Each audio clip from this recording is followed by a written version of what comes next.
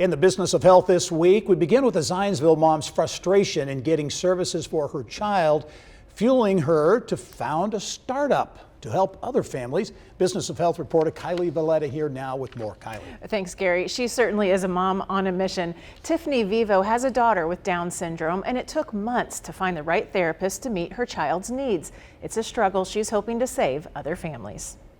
A frog. I liked that F. Frog. Avenel has found the right fit for her therapies. When I see her get those milestones, like I cry every time because it's just, she made it. Like you never know. Yay. Look, that's you. Yes. Vivo wants every child with special needs to find the perfect fit for pediatric therapy. Good job. But getting through the clunky referral system often takes months or even longer for children with autism. And that can be as much as a year wait. And it seems bananas to think you have to wait a year to get services for your child when we all know early intervention is what really makes the difference. Good night, duck.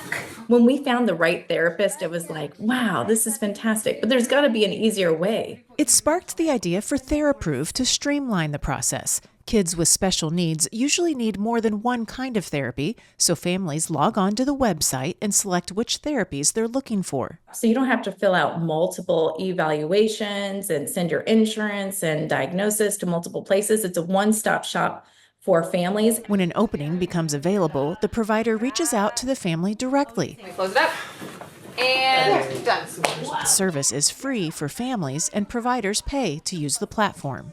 The families provide their information, and now the providers can come and say, I can help them. That's in my network. I can do that. H says And earlier intervention means more victories. There's such a need out there, and the providers are so overwhelmed, and I can go out there and help them, and they know that I'm there to help them. Uh-oh, Hudson. There it is. You found it. And to be a part of transforming the lives of children, I can't think of a better job.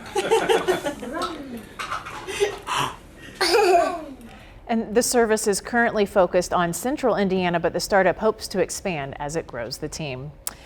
And now to a powerful short film shot in Central Indiana that will be on the big screen at the Indy Film Fest, which starts in just a few days.